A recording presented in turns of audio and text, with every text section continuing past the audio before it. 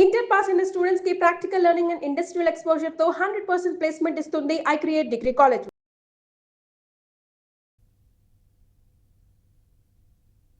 నిన్ను కూడా పెళ్లి ముహూర్తానికి మనం పెళ్లి చేసుకు తీరాలి సుందరం. అదే నీ మాట కోసం ఎదురు చూస్తున్నాను. అయితే వెంటనే టెలిగ్రామ్ ఇచ్చి మా వాళ్ళని పిలిపిస్తాను. ఉచ్చులో ఇరుక్కుపోయేటట్టున్నాను. 50 ఏళ్లలో ఇంత మంచి ముహూర్తం లేదా? అయితే ఈ ముహూర్తానికి సుజాతను పెళ్లి చేసుకోవాలి. ఎలాగైనా సరే సుజాతను ఒప్పించి తీరాలి. సుజాత గారు మీతో అర్జెంట్ గా మాట్లాడాలి, కొంచెం పక్క వస్తారా? పద. ఏమిటి నిన్న మొన్న రాలేదు? ఎక్కడండి, ఎడాపెడా వాయించేస్తుంటే జనం. బట్టలు కొట్టమని, పెళ్లిళ్ళ సీజన్ కదా. ఈ పెళ్లిళ్ళ సీజన్ ఒకటి పళ్ళ సీజన్ లాగా. అన్నట్టు మీకు శుభవార్త. ఈ మాఘమాసంలో కనుక పెళ్లి చేసుకుంటే కాపురం అదిరిపోతుందంట. ఏమంటారు? ఎవరు చెప్పారట? సిద్ధాంతి. 50 ఏళ్లలో ఇలాంటి అద్భుతమైన ముహూర్తం లేదని, ఇక రాదని. అయితే చేసుకో. అదేమిటండి, పెళ్లి అనేది ఇద్దరు కలిపి చేసుకో. ఈ వెర్రిమోరి ముహూర్తాలంటే నాకు మహా చిరాకు. పరిస్థితులు ఇద్దరికి ఎప్పుడు అనుకూలంగా ఉంటే అప్పుడే పెళ్లి, అంతేగాని ఈ శకునాలు, ఈ జాతకాలు చచా ఇవన్నీ నాకు గిట్టవు. అంటే పిల్లి ఎదురొచ్చినా సరే వెళ్ళిపోతారా? నిక్షేపంగా. బల్లి మీద పడ్డా స్నానం చేయరా? ఆహా, ఏ నువ్వు చేస్తావా? నేను అసలు స్నానమే చేయను అనుకోండి. అదే బల్లి మీద పడితే. చాలా ఉన్నాయి సుందరం. కాకి ఇంటి మీద వాళ్తే బంధువులు వస్తారట. మూఢనమ్మకాలు. కుక్క ఏడిస్తే ఎవడో చస్తాడట. అవును, బట్టల సత్తిగాడి బామ్మ కూడా ఇట్టాగే చచ్చిపోయిందట. ఏడ్చాడు మాటలు నేను నమ్మితేకే. మొగుడు పోయినాడు ఎదురొస్తే అశుభమా? ఇందులో ఆవిడ దోషం ఏమన్నా చెప్పు. చాలా అన్యాయం. అసలు ఈ మూఢనమ్మకాలన్నిటికీ కారణం ఏమిటో తెలుసా? అజ్ఞానం, అవిద్య. అందుకే కదండి మీ దగ్గర నేను ప్రైవేట్కి వస్తా. నేను బాగా చదువుకుని మూఢనమ్మకాలను ఖండిస్తూ పుస్తకం రాస్తాను. కుడిక నదురుతోంది సత్యం. మళ్ళీ ఇదేం జబ్బు? ఛీ, అది సరే, మన పెళ్లి మాఘమాసంలో. మళ్ళీ మాఘమాసం అంటావు? అసలు పెళ్ళే చేసుకోను. ఏమిటంట? నాకు శుభార్త చెప్పావుగా, ఇప్పుడు నేను నీకు శుభార్త చెప్తాను. నేను ఈ ఊరు వదిలి రేపు వైజాగ్ వెళ్ళిపోతున్నాను ట్రైనింగ్. ఈ విషయం ఇంతకు ముందే చెప్పారుగా. అప్పుడు చెప్పాను, ఇప్పుడు ఆర్డర్స్ వచ్చాయి. రేపే బయలుదేరుతున్నాను. మరి నా సంగతి? మీరు వేళాకోళం చేస్తున్నారు. మీరు లేకుండా నేను ఉండగలనా? పిచ్చా, మళ్ళీ 4 రోజులు వచ్చేస్తానుగా. 4 రోజులా? 4 రోజులంటే మీరు రావక్కర్లేదు, నేనే వస్తాను. వినండి, ఈ పల్లెటూరులో ఎంత కష్టపడినా శ్రమదండగా కానీ డబ్బు రాదు. నేను మీతో పాటు వైజాగ్ వచ్చేస్తాను. అక్కడ మీరు ఏదైనా కాన్వెంట్లో చేరుతారు కానీ నేను ఏదైనా టైలరింగ్ షాప్ పెట్టుకుని మన ఇద్దరం 4 చేతులు సంపాదించి అవసరమైతే ఏదైనా బ్యాంకులో లోన్ తీసుకుందాం. నా మాట కాదనకండి. చూద్దాం. కానీ చూద్దాం అంటే కాదు, నేను కూడా రేపు మీతో పాటు వైజాగ్ వచ్చేస్తున్నాను, అంతే.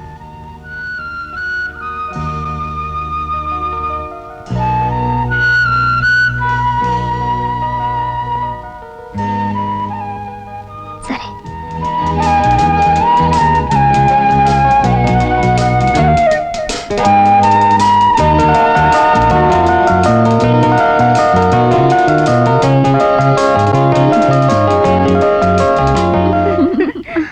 తొందరగా నడవండి, ఇంటికి వెళ్దాం. ఏంటి పెళ్లి నడక నడుస్తావు? పదా.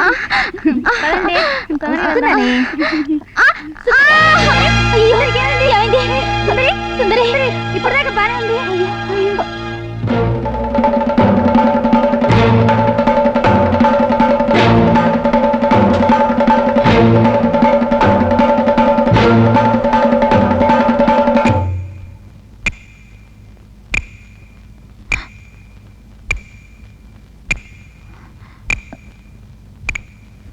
సీను, సుందరి గర్భవతి. అవును.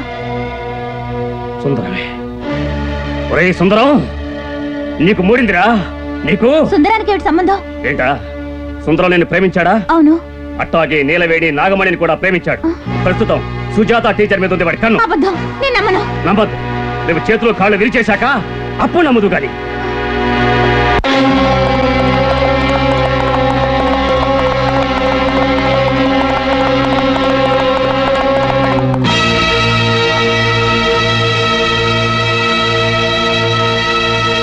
నాళ్ళు ఎందుకు చెప్పలేదురా?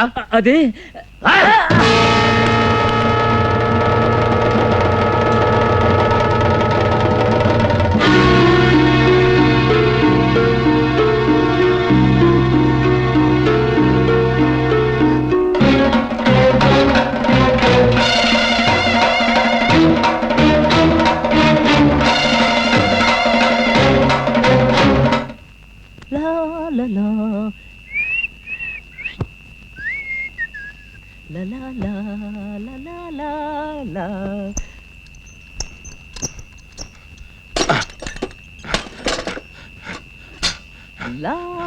కొంప ముంచేసేవా సుందరం? ఆ సుందరికి నువ్వే కడుపు చేసావని నేను చంపేయడానికి వెంకటరత్నం పరిగెత్తుకొస్తున్నాడు.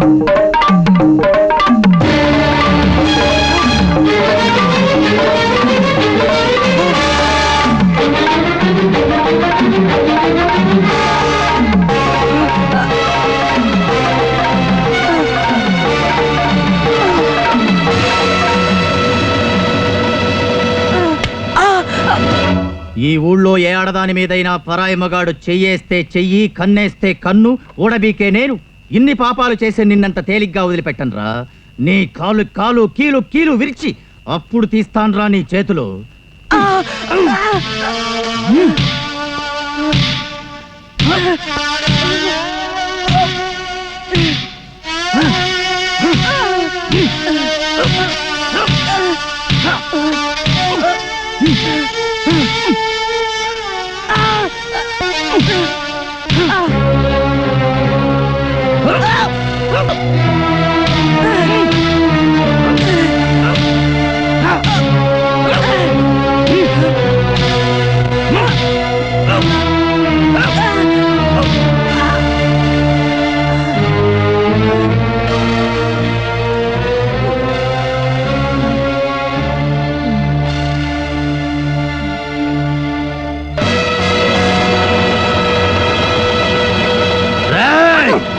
తప్పు చేసింది సుందరం కాదు.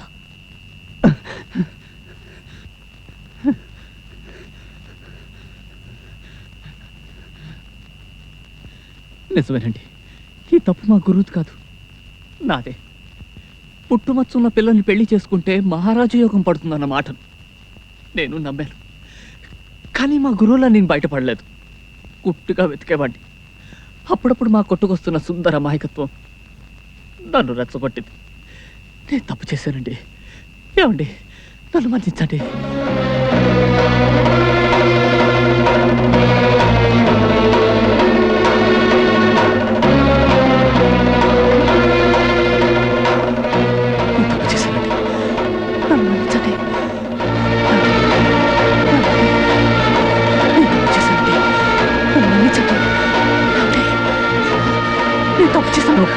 దయచేసి అతను ఏం చెయ్యొద్దు.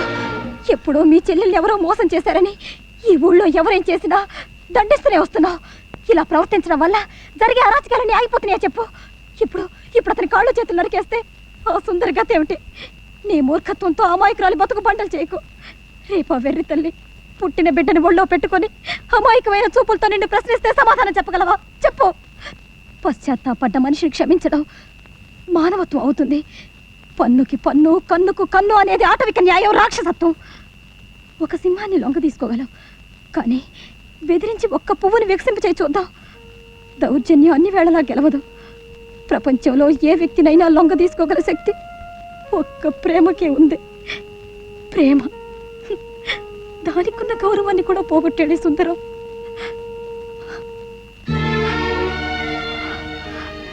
సుందరం, నేను నిన్ను ప్రేమించాను. ఎందుకో తెలుసా? నీ అమాయకత్వానికి, చిలిపితనానికి ముచ్చటపడి. కానీ నువ్వింత నీచుడివి, మూర్ఖుడివి అనుకోలేదు. నువ్వు మహారాజ యోగం పట్టాలన్న మూర్ఖత్వంతో ఇంతమంది జీవితాలతో ఆడుకున్నావని తెలిసాక ప్రేమంటేనే అసహ్యం వేస్తుంది. మూఢనమ్మకాల ఊబిలో కూరుకుపోయిన నీలాంటి దౌర్భాగ్యాన్ని ప్రేమించినందుకు సిగ్గుపడుతున్నాను. నేనే కాదు, వాళ్ళు కూడా. వాళ్ళని క్షమాపణ అడిగి ఈ ఊరు వదిలి వెళ్ళిపో. ఇందులో మా తప్పు కూడా ఉంది టీచర్ అమ్మ. ఇక జీవితంలో పెళ్లి కాదేమనని బాధపడుతున్న మేము మాయ మాటలకు మోసపోయాం. ఇంకా మంచోడు కాబట్టి సరిపోయింది. ఎన్నో అవకాశాలు వచ్చినా మాకు మాత్రం ఏ అన్యాయం చేయలేదు. చూసావా సుందరం, వాళ్ళకి నువ్వెంత ద్రోహం తలపెట్టినా నిన్నెలా క్షమించారో. నన్నెవరూ క్షమించకండి. నేనందుకు అర్హుణ్ణి కాను. మీరన్నది నిజం సుజాత గారు. నేను ఈ ఊరు వదిలిపెట్టి వెళ్ళాలి. తప్పకుండా వెళ్ళిపోతాను. చేతిలో ఉన్న బంగారం లాంటి విద్యను కాదని, కష్టపడకుండా శ్రీమంతుడినవుదామని తాపత్రయపడ్డాను. మహారాజునైపోతున్న భ్రమతో ఇంతమందిని బాధ పెట్టాను. వాళ్ళందరి కన్నీళ్లు, శాపనార్థాలు నాకు తప్పకుండా తగులుతాయి. మూర్ఖుడిలాగా మచ్చ కోసం వెతికిన నేను ఆడదానిలో వెతకాల్సింది మచ్చ కాదని, మంచి మనసని తెలుసుకోలేకపోయాను. కానీ ఒకటి మాత్రం నిజం, ఇక నుంచి నేను జాతకాల్ని, మూఢ విశ్వాసాల్ని కాదు, నా చేతిలోని విద్యని, నేను పడే శ్రమని మాత్రమే నమ్ముకుని బ్రతుకుతాను. నేను వెళ్ళిపోతున్నాను సుజాత గారు. మీ అందరికీ కనపడినంత దూరంగా వెళ్ళిపోతున్నాను.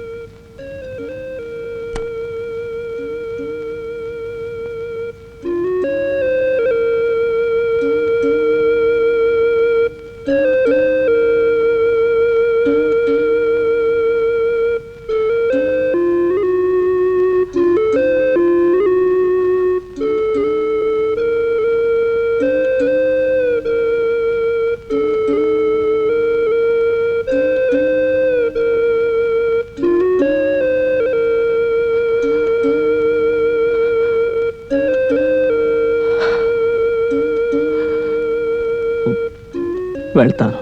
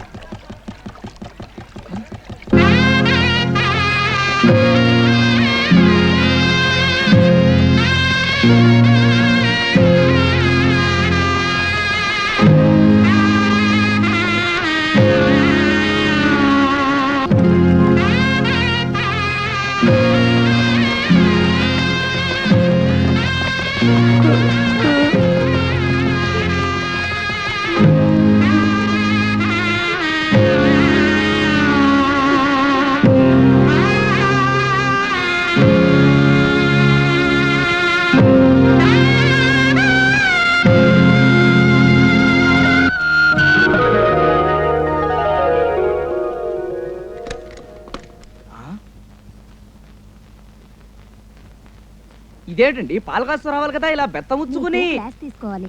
అవును, మత్సని మహారాజునవుతానని ఆశపడ్డావే, ఇంతకీ నాకు ఆ మచ్చలేదు తెలుసా? నిజమా? ఏది చూడనివ్వండి. చెప్తే నమ్మకలేదా ఏమిటి? మరి ఆ రోజు దళ్ళు ఆ పుట్టుమచ్చ సుందరు ఖచ్చితంగా ఏనుగు దొరికేసింది తెలుసా? ఏనుగా? నేను